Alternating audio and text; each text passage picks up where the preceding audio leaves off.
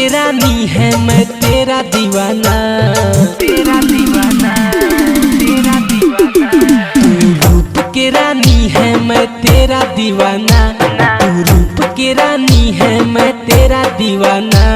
ये इश्क का दरिया है इसे डूब के जाना, डूब के जाना रे बाबा डूब के जाना। तू रूप के रानी है मैं तेरा दीवाना, तू रूप के रानी है मैं तेरा दीवाना। ये इश्क का दरिया है इसे डूब के जाना, डूब के जाना रे बाबा डूब के जाना।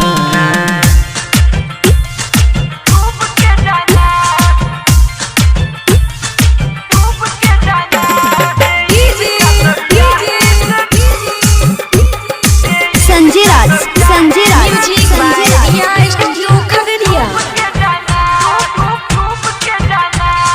कातिल यादा तेरी मुझको करे घायल, मुझको करे घायल रे मुझको करे घायल। जब तू बजाती है पैरों में पायल, पैरों में पायल रे छन छन पायल। सूरज की किरणों भी लगती है फीका, जब तू लगाए जन माथे पे टीका। मन को लोभाए तेरा तो मुस्काना, इश्क का दरिया है इसे डूब के जाना, डूब के जाना रे बाबा डूब के जाना।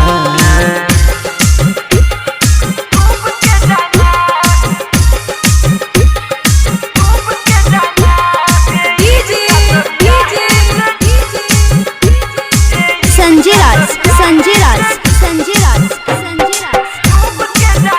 Music by Riya studio Khagaria.